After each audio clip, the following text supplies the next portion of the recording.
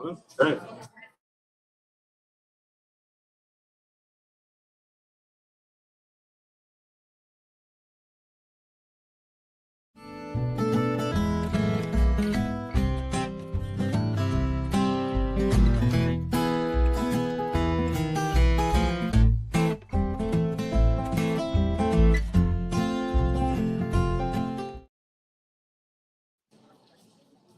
Hello.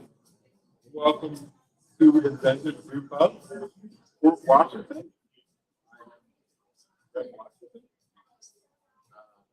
Founder, owner of the Baton Beer Report. We are here for our 6th anniversary party here, celebrating 6 years of Baton Beer Report. Inventors Brewpub. I want to thank the Inventors Brewpub for the wonderful hospitality and excellent brewing prowess. We'll get to him in the second year. But we're here to celebrate the 6 years of Baton Beer Report. And we're celebrating with 2 celebratory beers. And Greg can't get his.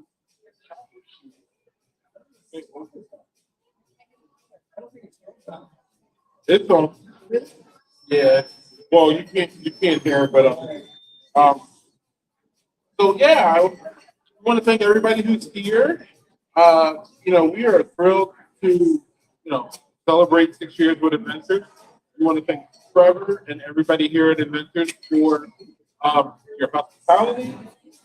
When we started this project, the goal was simple. It was to spotlight Wisconsin craft brewing industry, tell the stories behind the tap rooms, to document the rich history that we have built together. 6 years later, our live streams and podcasts are statewide collaboration brews. This is the platform that's grown into something far beyond our wildest expectations. We've tracked brewery openings, celebrated milestones, and built a true community around the craft.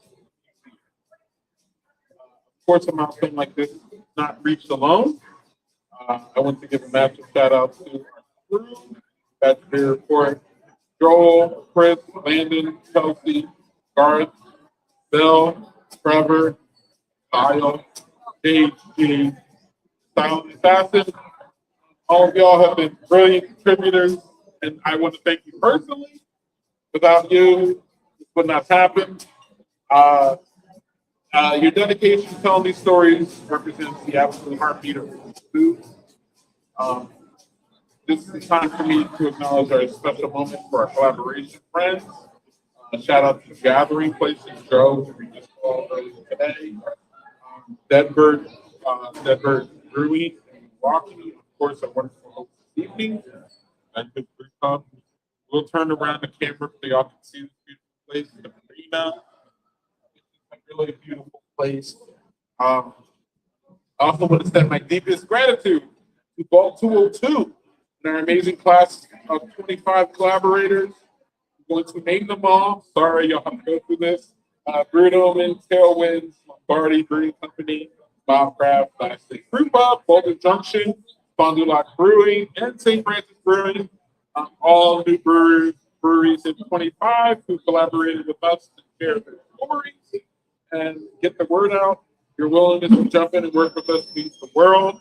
Can't say nothing more about that. To our fans and everyone who's turned into the streams, read the articles, voted for their favorite breweries, came out to the events like this one. You're the reason why we do this. Your enthusiasm fuels this project every day. Here's to y'all. Tonight is about celebrating hard work and, more importantly, celebrating the community.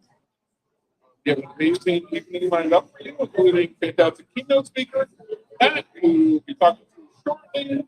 But before that, we have some phenomenal beers to bring. Please make sure to get a pour of our 2 special beers. We have the Turbo Tap Tribute beer. Also, the beer, great kitchen. We have the most stout. So, if you would, please raise the glass. And here's to the brewers, the writers, homebrewers, partners, more importantly, all of you who support craft beer. Here's to 6 years. Cheers to 6 years. And really more importantly, here's the Wisconsin craft beer, our crafters, our people who support it, and yeah.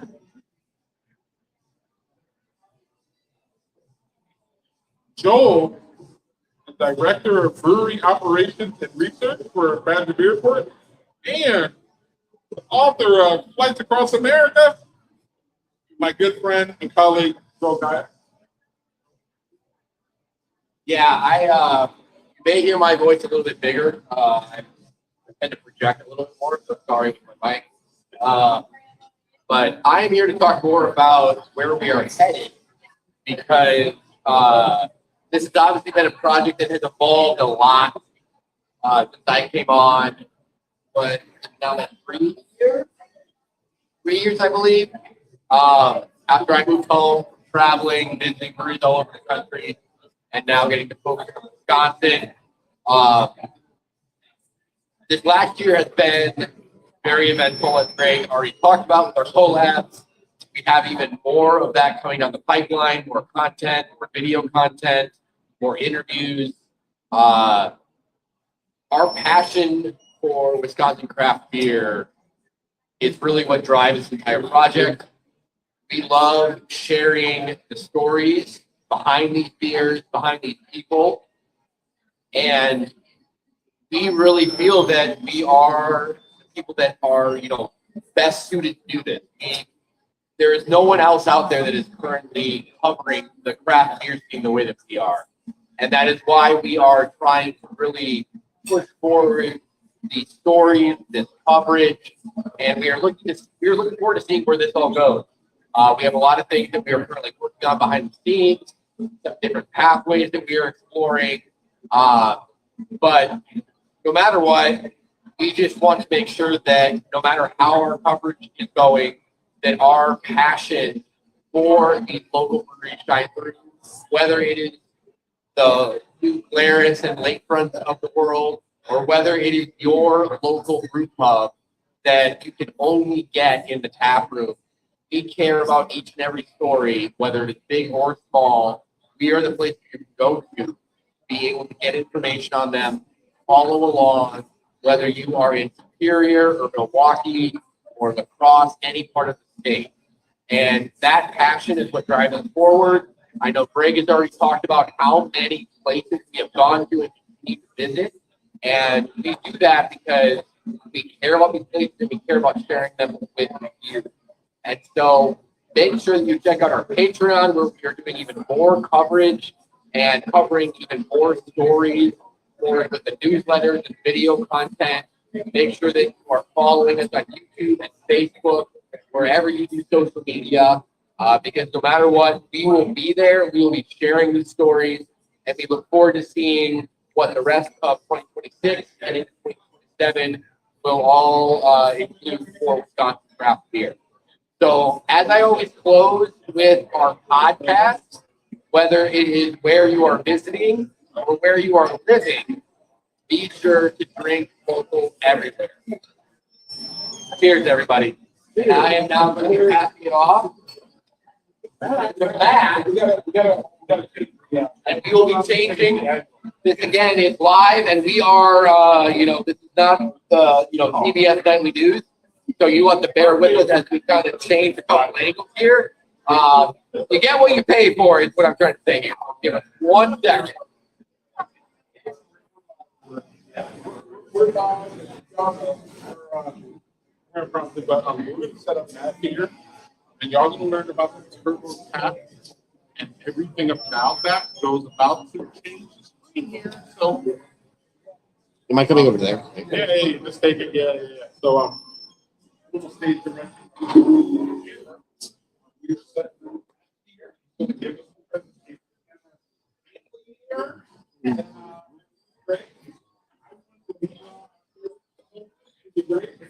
But we're all proud of that, right?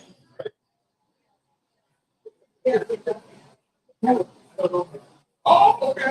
Yeah, y'all are back. All right. Here. All right.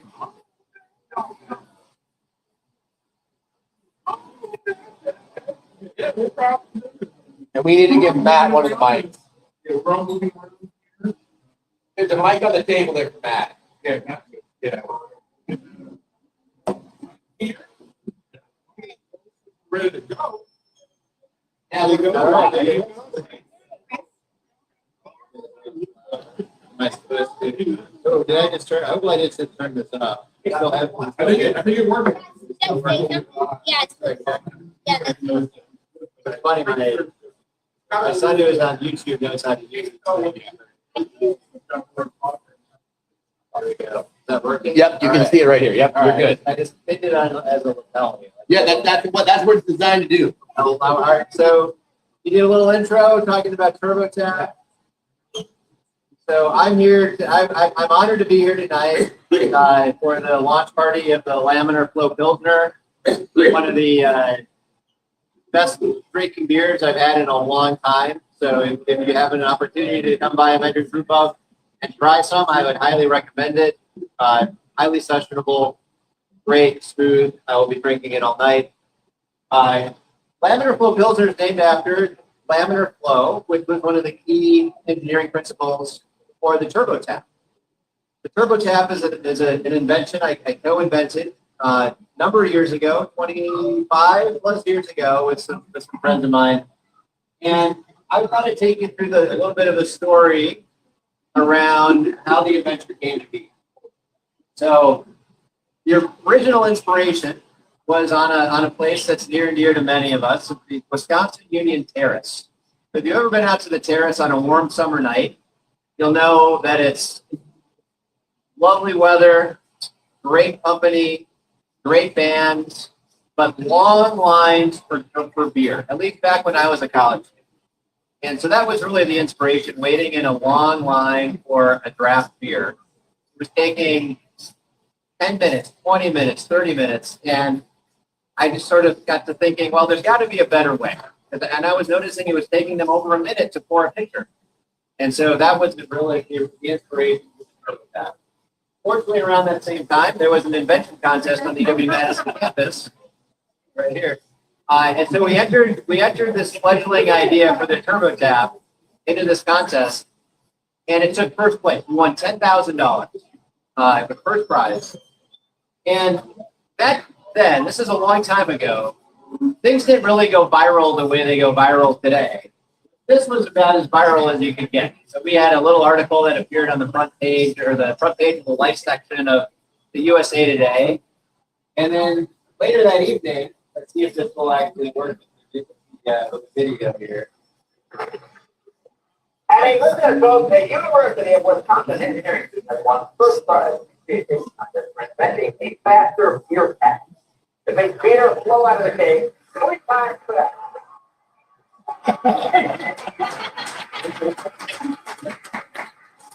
This must be so proud. What does the 90 bottles make it easier talking to the toilet when you're going out there? So that was Jay Leno, for those of you that are my age. But it was on the kind of the Tonight Show. So we got a little bit of fame, kind of my 10 minutes of fame out of that. We ended up with some other patents that sort of came out of that, and the original prototype. Oh my goodness. We tried pitching it to Anheuser-Busch, and the whole idea kind of flopped with them. So we kind of set it back to the drawing board, and I spent more time in the lab. This was my original beer lab in downtown Chicago, where I kind of worked on stuff. Did a lot of work. This is where the concept of laminar flow. So computational fluid analysis. We built lots of prototypes. It involved lots of R&D, like I like to call it, research and drinking, because you had to pour actual beer to know. And ultimately, we ended up with this design. This is the design that, I mean, you'll see variations today. We put it in place in a lot of places in around downtown Chicago. But our big break, and we actually pitched it at the United Center in downtown Chicago. But we were pitching it right at the time that the hockey was about to go on strike. And the people there kind of said, oh, well, we're not going to have a lot of use for this, but we know folks at Wrigley Field because we're happy to make an intro. We got this intro to Wrigley Field, which was like the big break that we really needed for the technology. and really kind of we're putting stuff together. This is one of my business partners at the time, Todd Keeling. That's the original prototype exploding in his garage as we're watching it. And this sums up Todd, one of my collaborators, really well. Like, this is exploding. I'm like, what the heck? Todd's son is like, what the heck? Todd's dog is like, what the heck? And Todd's like, hey, never like I broke it. So that's little Todd all the way. But we ended up getting the product installed, the prototypes installed in the bleacher section of Wrigley Field for a summer. And so that was kind of our view. And so we spent the summer learning about the product, learning about how it was used. We took a lot of measurements. And one of the things we learned was that it wasn't really that it poured beer faster that made it successful. It was that they were wasting a lot less beer. And so it certainly poured faster. That was not hard to quantify. It was hard to quantify if they actually sold more as a result of that. What was easy to quantify is that they wasted a lot less beer, over millions of beers poured throughout a season. And so with that, they placed an order, and that was, and this was kind of now winding down the season in 2005. So going into 2004, going into 2005, then we went into production, and Wrigley Field was going to get it, and then I got a call like a few weeks before the start of the season from the White Sox organization, and they were here. They heard that Wrigley was getting these new taps, and could we get them too? So that was kind of a fun thing that happened. Ultimately, again, it kind of went viral a second time. It was on the cover of the Wall Street Journal, which opened up all sorts of other opportunities. The day that this hit, I got a call from the owner of the Washington Redskins that same day, kind of saying, how quickly can you be here? We need this. So it's like the best publicity kind of possible that you could ever get. There's a whole story. There's a whole like 2-hour presentation about how this came to be, but we'll table for another time. But by the end of that summer, we were in a bunch of different sports stadiums and arenas around the country. It was named the top invention of the year by Time Magazine, by Popular Science. I was on virtually every kind of news program possible for some period of time. So this was live television on Fox News. Kind of crazy thing, we just position the glass at the bottom of the tap, pop it open, it's going to fill right to the top, and you're going to pour that perfect beer. So pretty cool, right? Just to do that. I was super nervous because I had one shot at this on live television, and I thought I messed it up. And somehow it was like getting that perfect roll, Tiger Woods, into the cup with a little bit of foam that's spilled over the side. Yeah. So let's see, what else do we have? I got some other video. That's the next one. I think this might be so you might have seen this on, you might have seen it on Car Rescue. I put a brand new turbo cap. It fills the beer perfectly every time from the bottom. Most heavy beer you need about 70-75%. As soon as we put a turbo cap system in, I feel this 98%. Yeah. So I always like want to have that same hand gesture to that guy that does. It's like the 98. He just kind of has that as he roped in every time. So so that's kind of the story of how we got to now. It was a collaborative effort. There were really 4 of us. I had a co-inventor, Rob Myers. Also had a co-inventor, Chris Dressler, and then Todd Keeling. And so this is kind of where I tear up because we both passed away way too early. And so this is kind of a tribute to them here tonight, as well as to the work that I did. So here's to Chris and Todd. Hell yeah. For the work that they've done. Also, big thanks to my family who was followed along with. My kids were not around during the TurboTap days. They're just kind of hearing about it. I think maybe a lot of it for the first time tonight. But they've been involved with other entrepreneurial things that they did. You got an entrepreneur for dad. So love it or hate it, that's who you got. And with that, that's the TurboTap story. Amazing to celebrate this. This is good luck following that, bro. Yeah, go follow that, bro.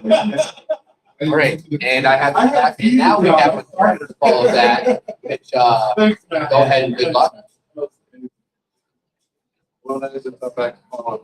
I just wanted to talk a little bit about the 2 beers that we made for the collaboration.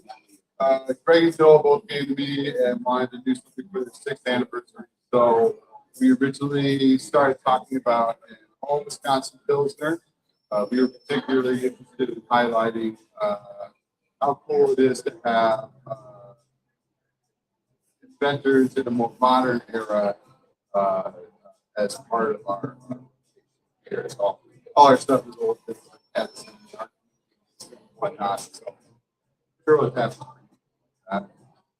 we developed an all Wisconsin Pilsner. I met Nick from the East Bay, who was able to provide the yeast. We don't have a yeast company in Wisconsin, so it's pretty rare to actually yeast that propagated in Wisconsin. Malts, hops, water, obviously all Wisconsin. And then we also talked about celebrating William Porlick, who was the inventor of malted milk powder, malted milk balls. So we made a pastry stout at 11.3% that tastes fairly similar to we had a lot of fun with it. Know these guys for a couple of years and appreciate everything that they're doing to forward Wisconsin craft beer. Glad to come and hang out with Inventors. I really appreciate Matt being able to make it show us what he's able to do. Yeah, very much.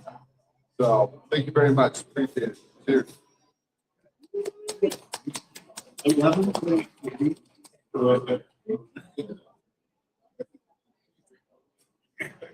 Yeah,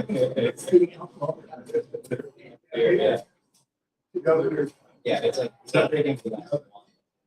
All right, y'all. So at this point, we're going to conclude. I